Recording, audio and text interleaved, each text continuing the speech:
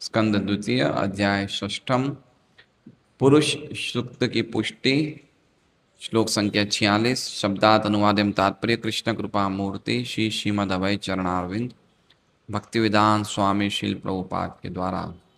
प्राधान्यतो यान् ऋषयामनन्ति लीलावतारान् पुरुषस्य भुम्नः आपीयतां कर्णकषाय शोषान् अनुक्रमिष्य तैमान् सुपेशान्।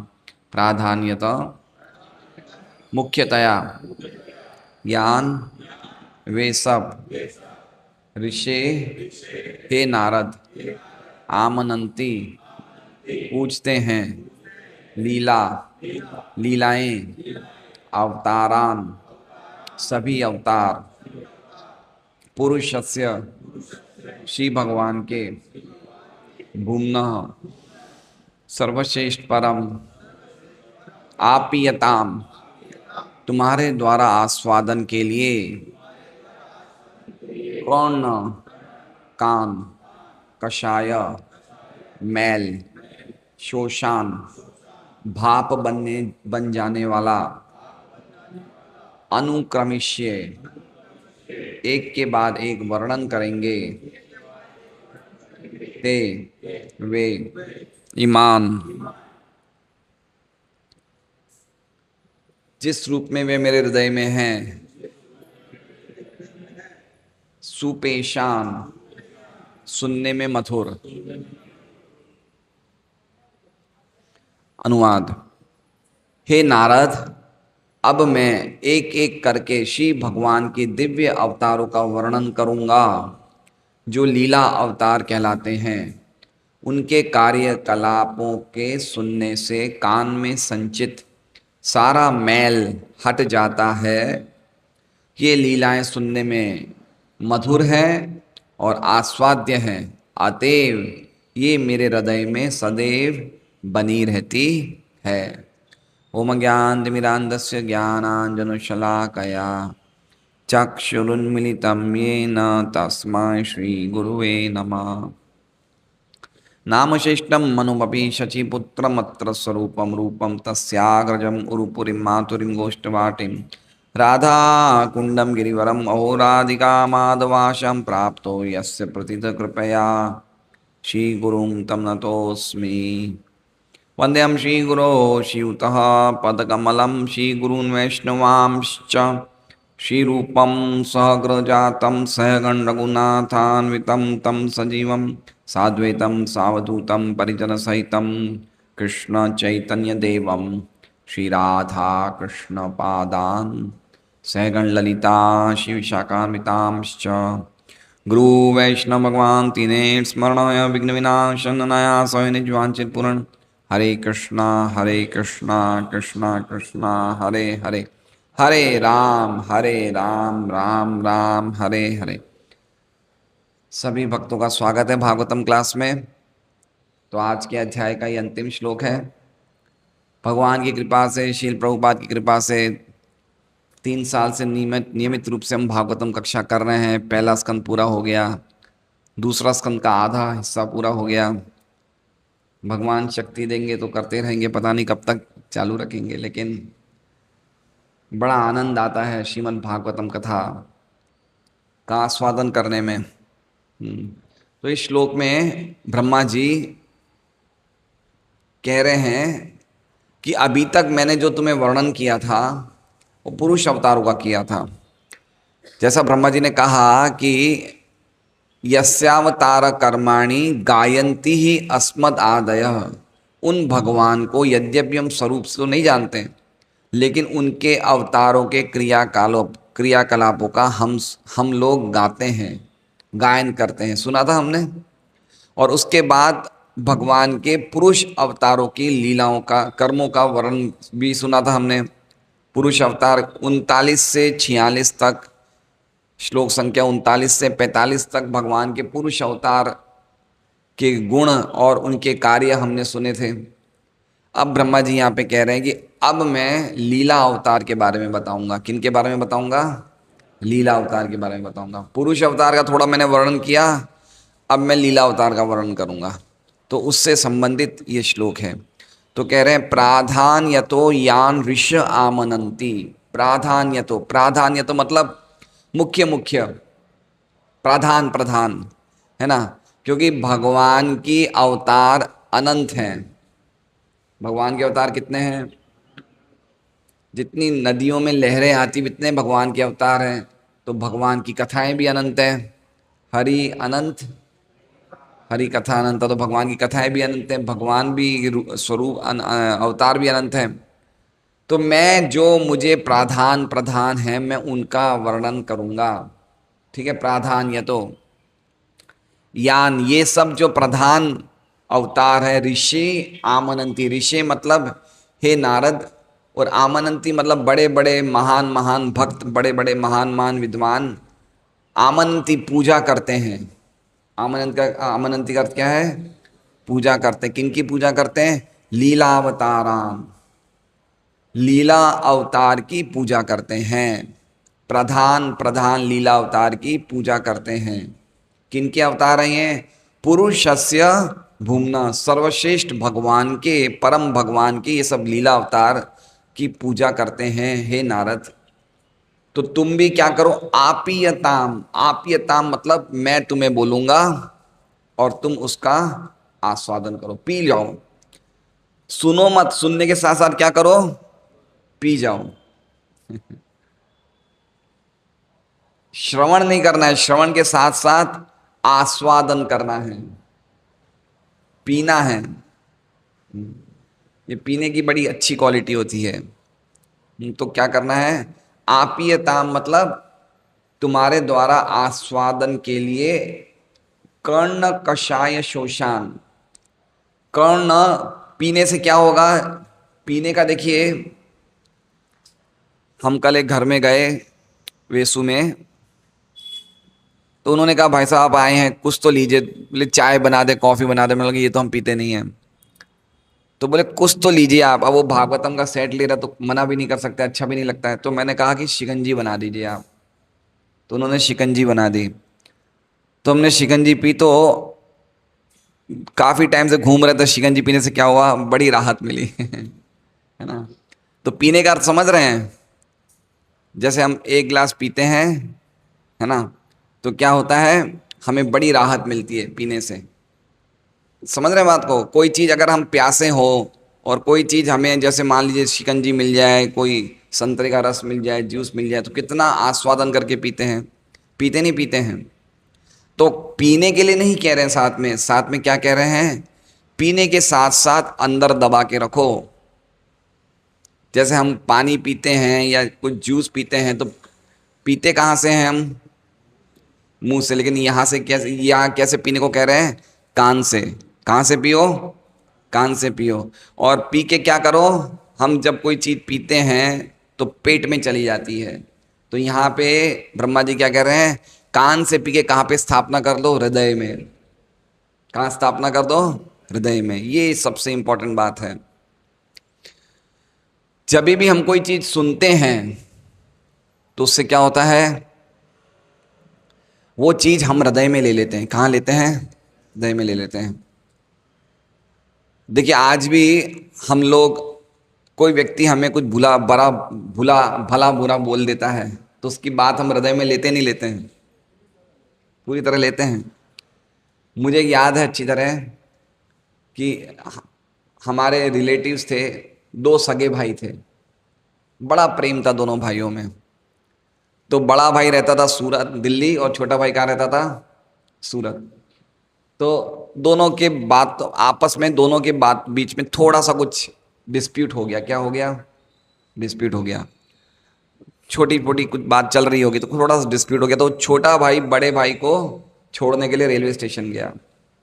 तो डिस्प्यूट बढ़ गया। तो बड़े भाई ने गुस्से में क्या किया, क्या कहा कि तुमने अभी तक सूरत में बैठे बैठे 20 साल में किया क्या? क्या बोला? तुमने 20 साल में किया क्या? अब वो छोटे भाई ने उस बात को कहाँ लगा दी? हृदय में। आज भी सब बंटवारा हो गया, सब अलग अलग हो गए। क्यों? खाली वो बात कहाँ चली गई? हृदय में। ये होता है। समझ रहे हैं? जब हम कान से सुनते हैं तो बात कहाँ जाती है? हृदय में। भगवान की बात कान से सुनते हैं तो कहाँ जाती है बात, इस कान से बाहर निकल जाती है। समझ रहे हैं?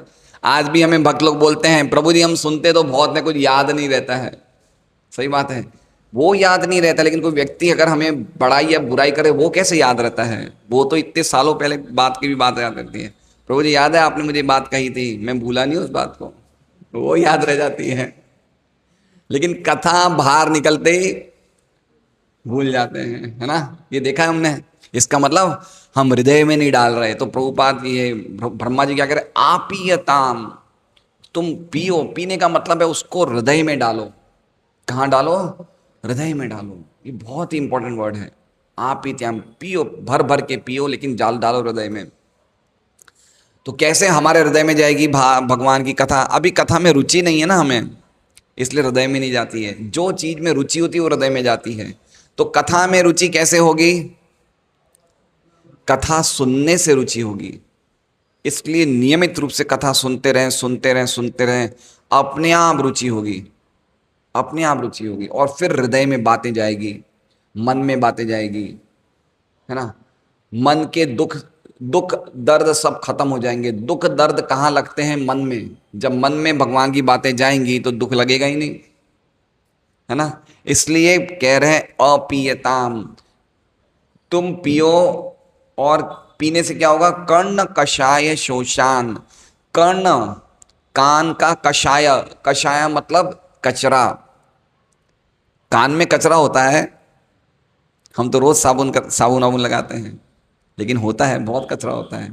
तो क्या करेगी? भगवान की लीलाओं के अवतारों की कथा आप सुनेंगे तो आपके कान के कचरे, शोषान, शोषान मतलब इवेपोरेट हो जाएगा। इवेपोरेट क्या मतलब है? सूख जाएगा, सूख जाएगा। जैसे कोई कीचड़ विचड़ होता है, धूप आने से कीचड़ सूख जाता है, तो उसी प्रकार से कान में जितना भी कचरा होगा वो क्या हो जाएगा?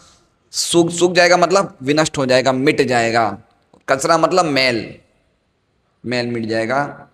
अनुक्रमिष्य त ईमान सुपेशान। अनुक्रमिष्य, अनुक्रमिष्य मतलब मैं तुम्हें क्रम क्रम से बताऊंगा, क्रमिक क्रमिक क्रमशः सब कुछ सुनाऊंगा। त ईमान, वो त मतलब वो सब लीलाओं को मैं तुम्हें क्रम से सुनाऊंगा। ईमान, ईमान मतलब जो मेरे हृदय में है, जो मेरे हृदय में बस चुकी है, उन लीलाओं को मैं तुम्हें क्रमिक रूप से सुनाऊंगा। मेरे हृदय में, है ना, भक्तों के हृदय में भगवान की लीलाएं हमेशा नित्य चलती रहती है। एक श्लोक में हमने पढ़ा था ना, ब्रह्मा जी कहते हैं कि चूंकि मैंने भगवान के हृदय को बड़ी उत्कंठा से धारण किया है, इसलिए मेरी कभी वाणी गलत नहीं होती, कभी मन गलत जगह नहीं जाता, कभी इंद्रियां असत मार्ग नहीं जाती। तो भगवान के हृदयों को, भगवान की भक्ति को ब्रह्मा जी ने बड़ी उत्कंठा से ग्रहण किया है। तो उसी प्रकार से कह रहे हैं कि मेरे हृदय में भगवान की कुछ लीलाएं चलती हैं, तो वही लीलाएं मैं तुम्हें क्रमशः रूप से सुनाऊंगा। हे नारद तुम पी जाओ। क्या कह रहे हैं? तुम पी जाओ। क्यों पी जाओ? सुपेशान, सुपेशान मतलब बड़ी मधुर है, और मधुर होने के कारण ये बड़ी आस्वाद्य है ना? मधुर भी है और साथ साथ में आस्वादन, आस्वाद्य, आस्वाद्य मतलब इतना मीठा लगेगा तुम्हें पीने के लिए, तुम्हें इतना अच्छा लगेगा, तुम्हें मन करेगा मैं और पीऊं, और पीऊं, और पीऊं। इसलिए कह रहे हैं सुपेशान। सुपेशान मतलब आस्वाद्य, मधुर, है ना? मधुर को कहा गया है सुनने में मधुर। सुपेशन का अर्थ बता रहे हैं सुनने में मधुर, और आप ये ताम का अर्थ बता रहे हैं तुम्हारे द्वारा आस्वादन। आस्वादन मतलब पीना। तो हम श्रीधर स्वामी की टीका पढ़ेंगे। समझ गए? बहुत सुंदर श्लोक है। श्लोक का अर्थ क्या समझे हम लोग? कि हे ऋषि नारद, अब मैं तुम्हें भगवान के मुख्यतया लीला अवतारों का वर्णन करूंगा, जिन लीला अवतारों का बड़े बड़े महान भक्त भी पूजन करते हैं। तो ये लीला अवतारों के बारे में तुम पियो, तुम आस्वादन करो। इससे क्या होगा? कान का सभी मैल धुल जाएगा, और कान का मैल धुलने के धुल जाएगा। तो मैं उन्हीं लीला को जो मेरे हृदय में है उनको मैं अनुक्रमिष्य, क्रमिक रूप से बताऊंगा। और ये लीलाएं बड़ी मधुर है, अति मधुर है। श्रीधर स्वामी की टीका हम पढ़ते हैं। द्वितीय स्कंद हम्म। शुद्ध सत्व भगवान की अवतारों का वर्णन करने के लिए कह रहे हैं प्राधान्यत इति। मतलब कहने का मतलब क्या है कि अभी तक जो वर्णन किया था वो पुरुष अवतार का किया था और शक्त्यावेश अवतार का किया था। पुरुष अवतार समझ रहे हैं, महाविष्णु, तीन विष्णु हैं। और शक्त्यावेश अवतार कौन हुए? जिनको भगवान को शक्ति देते हैं, है ना, उन शक्ति से वो व्यक्ति भगवान जैसे ही काम करता है। तो इसका वर्णन कहाँ सुना हमने? पिछले श्लोक में सुना था ना, भूतों के राजा, प्रेतों के राजा, गंधर्वों के राजा, तो इनको कुछ ना कुछ शक्ति दे रहे हैं ना भगवान, तो ही तो कार्य कर रहे हैं। तो कह रहे हैं कि पिछले श्लोकों में हमने पुरुष अवतार के बारे में सुना, शक्त्यावेश अवतारों के बारे में सुना, शक्ति से जो आवेशित है उनके बारे में सुना, लेकिन अब हम सुन रहे हैं शुद्ध सत्व। शुद्ध सत्व भगवान की लीलाओं का वर्णन सुनेंगे, इसलिए कह रहे हैं प्राधान्यति। अब आगे क्या कह रहे हैं श्रीधर स्वामी? असत कथा श्रवण ये कर्णयो कषाया मलास्तान। जब व्यक्ति असत कथा, व्यर्थ की बातें करता है, सुनता है, तो कान में मैल जम जाता है। क्या कह रहे हैं? बहुत सुंदर बात बोल रहे हैं। असत कथा श्रवणेर ये कर्णयो कषाया मलास्तान। जब हम असत कथा सुनते हैं तो कान में क्या जमा हो जाता है? कषाया। कषाया अर्थ समझ रहे? कषाया, कषाया मतलब मल, गंदगी, कचरा। असत कथा का अर्थ क्या होता है? हैं? देखिए, असत का पर्टिकुलरली हम अर्थ समझते हैं। सत मतलब सनातन, सत मतलब सत्य, सत मतलब नित्य। असत मतलब जो सनातन नहीं है, जो सत्य नहीं है, जो नित्य नहीं है। ठीक है? तो ये शरीर क्या है? असत है ना। हम जिस घर में, परिवार में जन्म लिया है, हमारी जो पहचान है वो क्या है? वो असत है। हम समझते हैं कि हम ये देश के वासी हैं, ये क्या है? सत है, असत है? ये असत है। तो जितनी भी संबंधित बातें जो शरीर से संबंधित होती है या शरीर की प्रगति से संबंधित होती है, वो सब बातें क्या होती है? असत होती है। तो जितनी हम असत बातें करेंगे उतना ज्यादा माया हमको पकड़ लेगी। क्या करेगी? माया पकड़ लेगी। माया का पकड़ने का अर्थ क्या होगा? कि ऐसा नहीं कि वो आपको पकड़ेगी, लेकिन इसका मतलब ये होगा कि आप और ज्यादा अज्ञान में बढ़ते जाएंगे, अज्ञान के गहन अंधकार में प्रवेश कर जाएंगे। असत वार्ता। तो इसलिए असत कथा सुनना हमारे लिए बहुत खतरनाक है। तो क्या कह रहे हैं? व्यर्थ की बातें श्रवण करने से कानों में मल जम जाता है, उनको शोष लेती है भगवान की कथा। क्या कहती है? शोष मतलब उनको सुखा देती है। क्या करती है? सुखा देती थी। इसलिए इन्हें कहा गया सुपेशन, सुंदर, मधुर से भी अति मधुर। समझ रहे हैं? देखिए, दो बात समझ लीजिए। एक तो असत कथा का अर्थ क्या है, और दूसरा हम लोग असत वार्ता या असत कथा सुनते हैं तो उनमें उसमें कुछ हमारे एक लक्षण आ जाते हैं। वो लक्षण हमारे में है या नहीं है, पहले समझिए। हम सत कथा सुनते हैं, सत मतलब कृष्ण कथा, और असत कथा मतलब संसार की कथा, संसार की चर्चा। तो हम लोग में लक्षण दिख जाएंगे। अगर हम असत कथा सुनते हैं तो हमें लक्षण दिख जाएंगे। क्या लक्षण है? क्या लक्षण है? हमें संसार से संबंधित, समाज से संबंधित, परिवार से संबंधित इन बातों में अगर इंटरेस्ट आ रहा है तो मतलब कान में क्या है? कान में कचरा है। क्या है? कान में कचरा है। अगर हमारी बड़ाई सुनने में हमें अच्छा लगता है तो समझना कि क्या है? कान में कचरा है। बुराई सुनने में अच्छा नहीं लगता है तो क्या है? कान में कचरा है। तो कान में कितने कचरे हैं? कान कितना कचरे से भरा हुआ है? कचरामय कान हो गया। ये क्या हो गया है?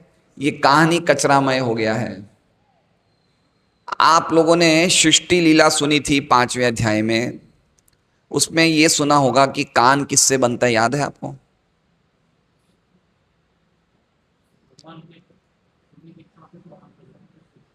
बताइए लीला कमल प्रभु। है? शब्द से। और शब्द से एक और चीज बनती है, शब्द कान, दो चीज, एक और राइट आंसर है, एक और चीज बोलिए। शब्द से क्या चीज बनती है आकाश। तो शब्द, शब्द, आकाश, कान और श्रवण इंद्री की इच्छा, ये सब एक ही चीज। तो ये सब किससे किससे आ रही है? आकाश। तो शब्द क्या है? अरे कान क्या है? आकाश स्वरूप है। आकाश कभी भी भरता नहीं है, उसी प्रकार से कान कभी भी भरते नहीं है। आप जितना चाहो कान में डाल सकते हो, डाल सकते हो, डाल सकते हो, लेकिन कान में बहुत सावधानी से चीजें डालनी चाहिए, है ना। अगर हम असत कथा डालेंगे तो क्या होगा? हमारी अज्ञानता बढ़ जाएगी। कृष्ण कथा डालेंगे तो हमारी अज्ञानता खत्म हो जाएगी। ये कान बहुत कीमती हैं। हमारे आचार्य बोलते हैं कि भगवान के दर्शन किससे होते हैं? कान से। कान इतने इंपॉर्टेंट है, इसलिए कह रहे हैं कि भगवान की कथा अगर कान का जो भी मैल है, जो भी कचरा है, उसको क्या करती है? सुखा देती है। आगे कह रहे हैं श्रीधर स्वामी, अनुक्रमिष्ये, क्रमिक रूप से कहूंगा, तुम्हारे द्वारा तुम उसका रसपान करो। इसलिए कह रहे हैं पियताम, ये अर्थ बता रहे हैं। इस प्रकार से मनुष्य के कर्ण के दोष दूर करने वाले अवतारों की कथा में वर्णन करूंगा। विश्वनाथ चक्रवर्ती ठाकुर की हम टीका पढ़ते हैं।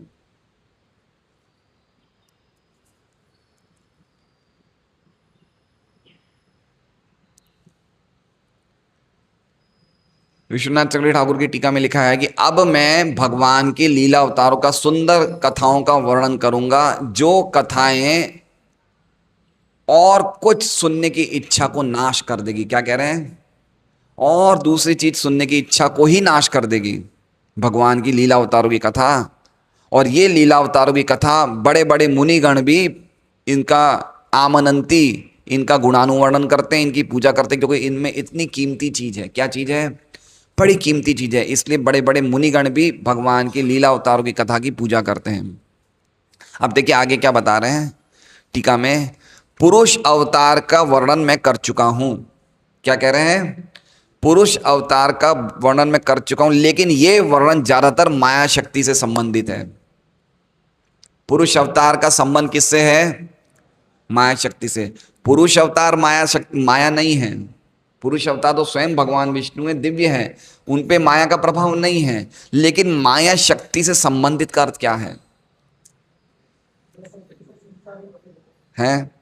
पुरुष अवतार का संपर्क माया शक्ति से है। इसका अर्थ क्या है धर्मवत्सल प्रभु?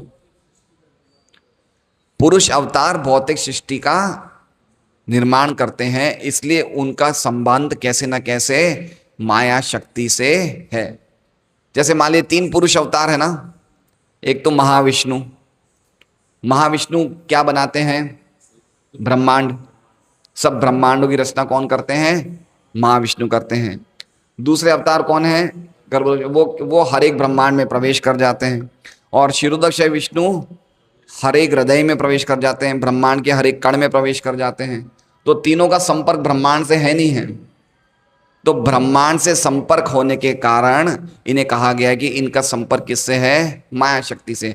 क्योंकि भगवान पुरुष अवतार माया के सहयोग से ब्रह्मांड बनाते हैं। सहयोग समझ रहे हैं? किस पे दृष्टिपात करते हैं? माया पे। तो कुछ माया का संपर्क हुआ नहीं हुआ? कुछ तो हुआ। तो इसलिए कह रहे हैं कि इनका संपर्क माया शक्ति से। दूसरे शब्दों में कि ब्रह्मांड बनाने से पहले पुरुष अवतार का कार्य नहीं होता है। इनका कार्य क्या है? ब्रह्मांड बनाने का ही है। लेकिन लीला अवतार तो ब्रह्मांड बनने के पहले भी हैं। लीला अवतार तो अपने धाम में हमेशा रहते हैं। पुरुष अवतार तो महतत्व में कारण सागर में विलास करते हैं, लेकिन लीला अवतार तो ब्रह्मांड बनने के पहले भी आध्यात्मिक जगत में वैकुंठ लोक में निवास करते हैं। इसलिए कह रहे हैं कि मैंने जो अभी पुरुष अवतार की चर्चा करी उनका संपर्क माया शक्ति से था, लेकिन अब मैं किसकी चर्चा करूंगा? लीला अवतार की चर्चा करूंगा। उनका संबंध चित्त शक्ति से। किससे है? चित्त शक्ति। चित्त शक्ति मतलब भगवान की खुद की निजी अंतरंगा शक्ति, है ना, स्वरूप शक्ति। तो ये जो लीला अवतार हैं, कौन हुए लीला अवतार? वामन, है ना, नृसिंह, राम, वराह, ये सब लीला अवतार हैं। तो लीला अवतार का संबंध माया से बिल्कुल नहीं है, माया के संपर्क में भी नहीं आते, यद्यपि इस जगत में आते लेकिन माया से कोई इनका संपर्क नहीं है। तो इन्हें कहा जाता है ये चित्त शक्ति के अवतार हैं। अब मैं उनका वर्णन करूंगा। आगे कह रहे हैं कि मैं लीला अवतारों के बारे में कहूंगा। इन लीला अवतार को गुणगान बड़े बड़े मुनिगण करते हैं, इसलिए कह रहे हैं जो प्राधान्य मतलब जो मुख्य मुख्य लीला अवतार है उन सब का गुणगान करते हैं। ये लीला अवतारों की कथा सुनने से व्यक्ति को दूसरी कोई कथा सुनने की इच्छा ही नहीं रहती है। कर्ण कषाय शोष। हे नारद, अब मैं तुम्हें वो चर्चा करूंगा अनुक्रमिष्ये, तुम्हें ये कथाओं का अमृत पीना चाहिए, अपीयताम। ठीक है, अब हम प्रभुपाद जी का टीका पढ़ते हैं।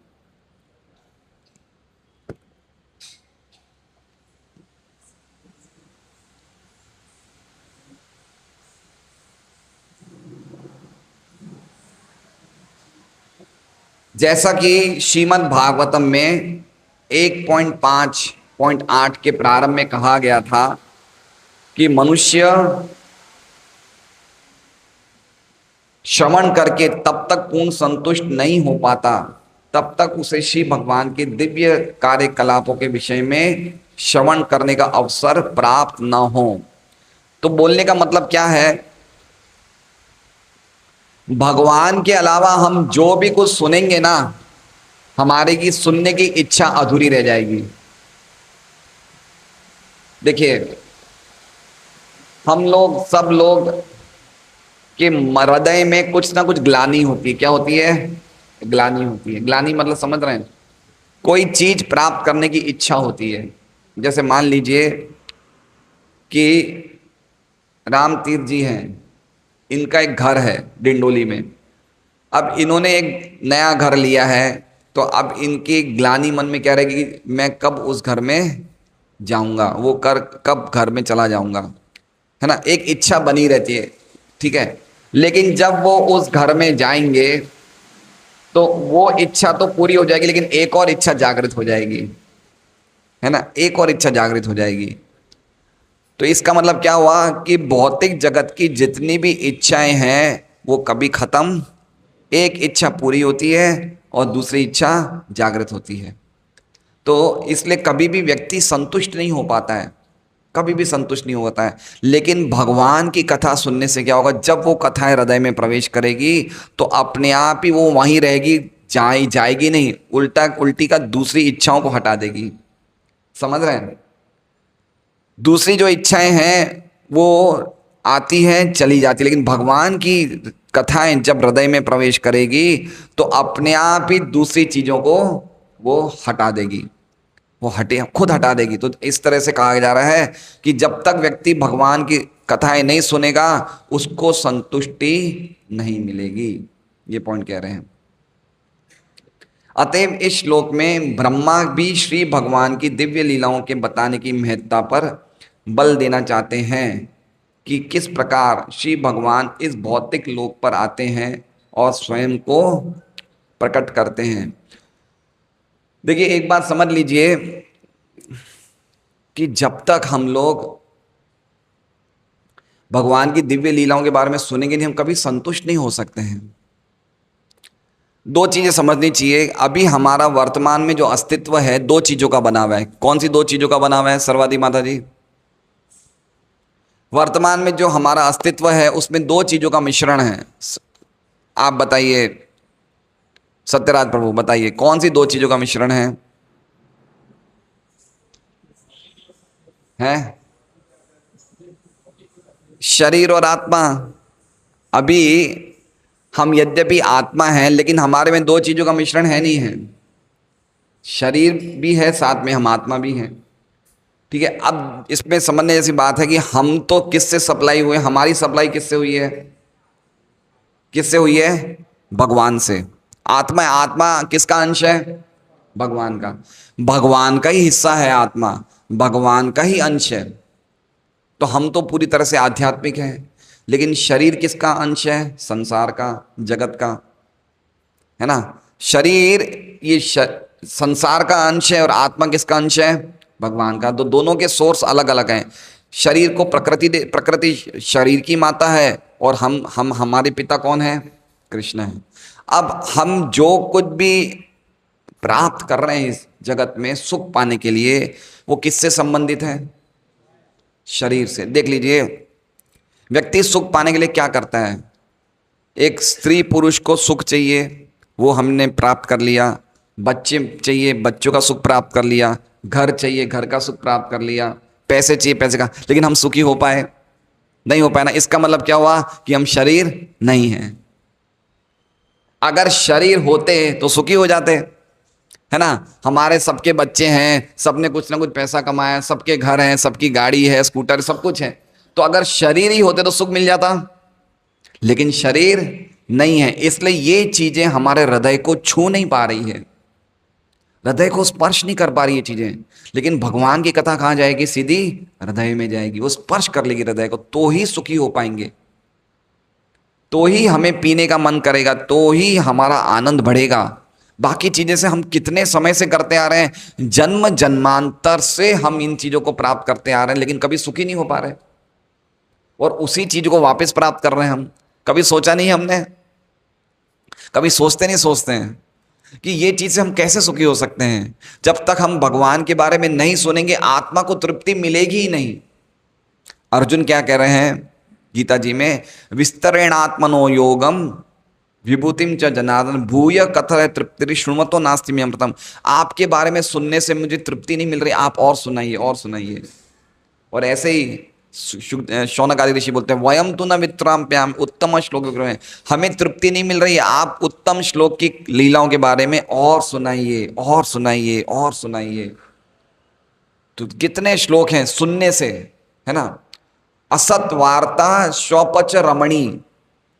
असत वार्ता, असत वार्ता वाला समझ रहे हैं? असत कथा क्या है? शौपच रमणी। शौपच मतलब कुत्ते का मांस खाने वाली वेश्या के समान है। क्या है? असत वार्ता। वेश्या क्या करती है? व्यक्ति का पैसा छीन लेती है। उसी प्रकार से असत वार्ता हमारा ज्ञान छीन लेती है, हमें अज्ञानता में डाल देती है। इतनी खतरनाक होती है असत वार्ता, इतनी खतरनाक होती है। हमारी इच्छाएं, जैसे हमारी कृष्ण सेवा करने की इच्छा दिन पर दिन कम होती जाएगी अगर हम असत वार्ता में लगेंगे।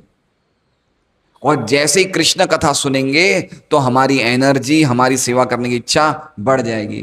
हम देखते हैं, हम सुबह से लेकर रात तक भक्ति के कार्य में लगे रहते हैं, रात को थक जाते हैं, वापस सुबह हम जप करते हैं, हमें वापस एनर्जी मिल जाती है, कृष्ण कथा सुनते हैं, सेवा करने का मन करता है। तो कृष्ण कथा सुनने से कृष्ण सेवा में हमारा मन बढ़ जाता है, और असत कथा सुनने से कृष्ण सेवा में हमारा मन दूर चला जाता है। इसलिए हमें सुनते रहना चाहिए, सुनते रहना चाहिए, रोकना नहीं चाहिए। कान में इतनी कैपेसिटी है सुनने की, कान इतने अद्भुत दिए भगवान ने कि सुनते रहो, सुनते रहो, लेकिन प्रामाणिक व्यक्ति से और श्रीमद् भागवतम, गीता जैसे प्रामाणिक ग्रंथों से। प्रत्येक जीव में सुहावने समाचार सुनने की प्रवृत्ति होती है। अतएव हम में से प्रत्येक व्यक्ति को रेडियो स्टेशनों द्वारा प्रसारित समाचार तथा वार्ताएं सुनने अच्छी लगती, मादों का कोई मेल नहीं हो पाता। ठीक है, हम लोग न्यूज़पेपर पढ़ते हैं। अब उस टाइम प्रभुपाद ने 1965-66 में टीका, तो उस टाइम रेडियो चलते थे, तो प्रभुपाद लिखते हैं रेडियो स्टेशन द्वारा प्रसारित। याद है रेडियो चलते थे, है ना। मर्फी रेडियो आता था, एक मर्फी तो रेडियो में सुनते थे, गाने सुनते थे। लेकिन आज हम लोग क्या सुन रहे हैं? देखिए, मोबाइल है ना, मोबाइल है, टीवी है, हम लोग क्या सुनते हैं? न्यूज़पेपर है। लेकिन ये सब सुनने के बाद भी हमें मन नहीं करता है। मन करता है वापस पढ़ने का? नहीं करता है, क्योंकि आत्मा को छू नहीं पाती है चीजें। न्यूज़पेपर कब आता है? कभी हमने देखा न्यूज़पेपर हम रात को पढ़ रहे हैं? रात को भी न्यूज़पेपर पढ़ते नहीं? पढ़ते हैं, मन नहीं करता है। कभी हम 5th स्टैंडर्ड पास कर लेंगे, 6ठे स्टैंडर्ड में आएंगे, 5वें स्टैंडर्ड की बुक पढ़ेंगे, अगर हमारा कोई छोटा भाई दे तो हम रद्दी में डाल देंगे। सही बात है ना। क्यों? क्योंकि उनको एक बार पढ़ने के बाद मन ही नहीं करता है पढ़ने का। उनको पढ़ने का मन, लेकिन आप एक बार भागवत पढ़ो, गीता पढ़ो, वापस मन कर जाएगा। ये क्यों? क्योंकि हमारे हृदय को स्पर्श करने वाली, क्यों? क्योंकि ये भगवान की अंतरंगा शक्ति से छूने वाली है। भगवान की अंतरंगा शक्ति से छूती है तो इनका जो विषय वस्तु है बिल्कुल नया बना रहता है। ये हमारे हृदय को बहुत जल्दी छू देती है। इसलिए कहा जाता है कि जब तक हम ये नहीं सुनेंगे तब तक हमें आत्मा को संतुष्टि नहीं मिलेगी। इस दिव्य ग्रंथ का सृजनशील व्यासदेव ने श्री भगवान के कार्यकलापों को सुनाकर सामान्य लोगों को अधिक संतुष्टि प्रदान करने के उद्देश्य से किया, क्योंकि श्री नारद मुनि ने उन्हें इसके लिए आदेश दिया था। ठीक है, तो हमने देखा पहले स्कंद में हमने पढ़ा कि नारद जी ने क्या कहा कि आपने भगवान की लीलाओं को प्रचुर मात्रा में वर्णन नहीं किया, और यही भगवान की लीलाएं सब मैल को खत्म करने वाली है, तो आप भगवान की लीलाओं का वर्णन करिए। तो इसलिए वेद व्यास जी नारद जी के कहने पे, भगवान के आदेश पे उन्होंने भागवत लिखा है। क्यों लिखा है? कि ज़्यादा से ज़्यादा लोग हम पढ़ें। वेद व्यास जी की इच्छा क्या है? सब ग्रंथ लिखने वाले कौन हैं? वेद व्यास जी चाहते हैं कि हम पढ़ें, इसलिए उन्होंने लिखित रूप में सब लिखा कि हम ज़्यादा से ज़्यादा पढ़ें। और कितना मैटर है, हम कितना पढ़ सकते हैं? महाभारत पढ़ सकते हैं, रामायण पढ़ सकते हैं, श्रीमद् भागवतम तो खैर दिव्य है ही है, लेकिन और भी कितने ग्रंथ, अगर हमें अपनी जिज्ञासा पूरी करनी हम दूसरे ग्रंथ भी पढ़ सकते हैं, लेकिन श्रीमद् भागवतम जैसा ग्रंथ और कोई नहीं है। परमहंस संहिता, इसे क्या कहते हैं? परमहंस संहिता। तो हमारा मन लग रहा है श्रीमद् भागवतम में? लग रहा है? नहीं लग रहा है? नहीं लग रहा है। लगाने के लिए क्या करना है? पढ़ना है। नहीं लग रहा तो क्या पढ़ना बंद कर दें? तो जितना लगेगा उतना और नहीं लग रहा है, तो पढ़ते रहिए, पढ़ते रहिए, पढ़ते रहिए। एक ही उपाय है, एक ही उपाय कि पढ़ते रहना चाहिए। श्री भगवान के ऐसे कार्यकलाप मुख्यतः दो प्रकार के हैं। पहला भौतिक सृजनात्मक शक्ति की संसारी अभिव्यक्ति से संबंधित है, और दूसरा देश काल के अनुसार विभिन्न अवतारी रूपों में उनकी लीलाओं से संबंधित है। ठीक है, तो दो प्रकार के, जैसे एक भगवान के कुछ अवतार हैं जो भौतिक सृष्टि की लीलाओं, पुरुष अवतार के बारे में, और एक उनकी दिव्य लीलाओं का वर्णन करते हैं, लीला अवतार के बारे में। श्री भगवान के असंख्य अवतार हैं। जिस तरह नदी में निरंतर तरंगे आती जाती रहती है, अल्पज्ञानी व्यक्ति भौतिक जगत में श्री भगवान की सृजनात्मक शक्तियों में अधिक रुचि लेते हैं, और श्री भगवान से संबंध विच्छेद रहने के कारण वे वैज्ञानिक शोध के नाम पर सृष्टि संबंधी अनेक सिद्धांत प्रस्तुत करते हैं। मतलब कहने का मतलब है कि कुछ लोगों को ये भौतिक जगत में काफ़ी रुचि होती है कि ये किस प्रकार बनता है, सृष्टि नेचर में ऐसा क्यों हो रहा है, ये प्रकृति में ऐसा क्यों हो रहा है, लेकिन वो ये नहीं जानते कि ये प्रकृति को बनाने वाला एक व्यक्ति है। प्रकृति की बड़ी रिसर्च करते हैं, लेकिन व्यक्ति के बारे में, जिसने इस प्रकृति को बनाया, उसके बारे में सुनने में रुचि नहीं है। क्यों? क्योंकि वो अल्पज्ञानी है। किंतु श्री भगवान के भक्त ये अच्छी तरह जानते कि किस प्रकार भगवान की भौतिक शक्तियों के घात प्रतिघात मतलब उन शक्तियों से सब जगत बन रहा है। घात प्रतिघात से सृजनात्मक शक्तियां कार्य करती है। अतएव जब श्री भगवान इस भौतिक जगत पर स्वयं अवतरित होते हैं, तब वे दिव्य कार्यकलापों में अधिक रुचि लेते हैं।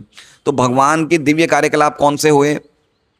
जैसे श्री राम, भगवान राम की लीलाएं, कृष्ण की लीलाएं, वामन देव की लीलाएं, वराह की लीलाएं, ये कैसी नृसिंह भगवान की लीलाएं, ये क्या है? सब दिव्य कार्यकलाप हैं। दिव्य कार्यकलाप मतलब ये जो कार्यकलाप हैं, ये कार्यकलाप इनके ये सृष्टि बनने के पहले भी रहते हैं।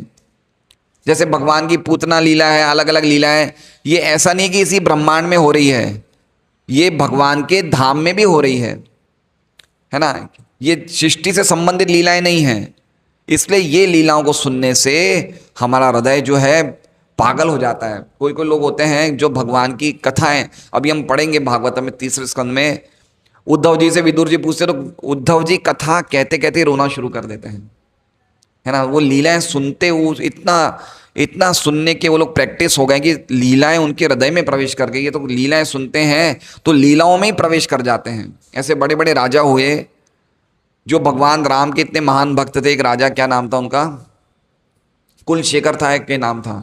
तो राम की सीता के अपहरण की लीला सुनी, तो लीला सुनते ही वो तो तलवार ले लिया हाथ में और बोले सेना को चलो रावण पे हत्या तो वो अटैक करने के लिए, है ना। तो लीलाओं में प्रवेश कर जाते हैं। तो एक चैतन्य महाप्रभु एक दक्षिण भारत में एक घर में गए थे, एक ब्राह्मण का घर था। तो बहुत ही भगवान राम के बड़े परम भक्त थे वो ब्राह्मण, तो बड़े सुस्त रहते थे वो। तो चैतन्य महाप्रभु ने पूछा, भाई सुस्त क्यों, आप भोजन क्यों नहीं बना रहे हो, दोपहर का टाइम हो गया। बोले जब लक्ष्मण जंगल से वन से सब्जी फल मूल लाएंगे तो माता सीता बनाएगी। समझ रहे हैं, मतलब भगवान के वनवास की लीलाओं में इतने मग्न थे कि वो बोले जब लक्ष्मण सामान लाएंगे तब माता सीता बनाएगी, मतलब लीलाओं में डूबे हैं। ध्रुव महाराज तो ये बोलते कि आपके स्वरूप से भी सुंदर है भगवान, आपकी लीलाएं हैं। समझ रहे हैं, भगवान के दर्शन करने से भी ज्यादा एट्रैक्टिव क्या है, भगवान की लीलाएं। तो सुनना बहुत इंपॉर्टेंट है, इसलिए सुनते रहना चाहिए, सुनते रहना चाहिए। हम तो आत्मा है, लीलाएं एक ना एक दिन तो हमें आस्वाद्य लगेगी लगेगी, और कोई चीज सुख नहीं देगी। सुनने की आदत बना देनी चाहिए, सुनते रहना चाहिए। नित्यम भागवत सेवा, नित्यम सुनने की आदत बनानी चाहिए। इससे क्या होगा, कान का कचरा साफ होगा, मैल साफ होगा, तो और लीला का आस्वादन बढ़ेगा, और अच्छी लगेगी, और अच्छी लगेगी। श्रीमद् भागवतम श्री भगवान के ऐसे कार्यकलापों का इतिहास है, और जो लोग श्रीमद् भागवतम को सुनने में रुचि लेते हैं उनके हृदयों पर संचित संसारी धूल साफ हो जाती है। संसारी धूल साफ हो जाना मतलब हमारे सबके हृदय में क्या है, संसारी धूल है। हम किसी से बात कर रहे हैं ना, जैसे मान लीजिए हम किसी से भी असत वार्ता करते हैं, असत कथा करते हैं, तो क्या जमा हो जाती है, संसारी धूल। और कितने समय से कितनी संसारी धूल जमा है, कितनी संसारी धूल जमा है। लेकिन कृष्ण कथा सुनने से सब संसारी धूल हट जाती है।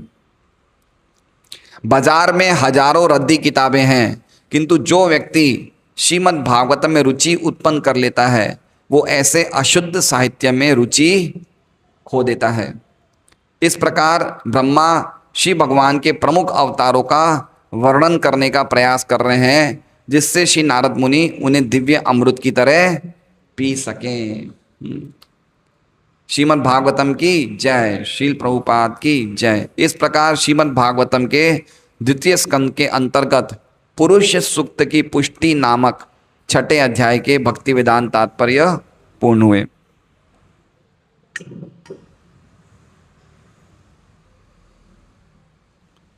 हरे कृष्णा। कोई प्रश्न है आप लोगों का?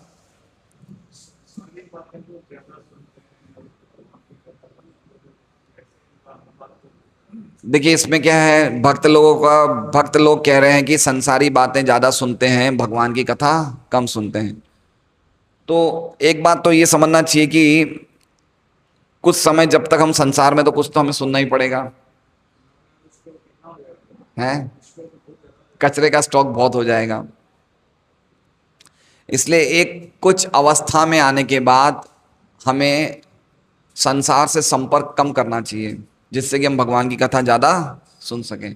इसलिए हमारे सनातन धर्म में वानप्रस्थ आश्रम का बताया गया कि एक समय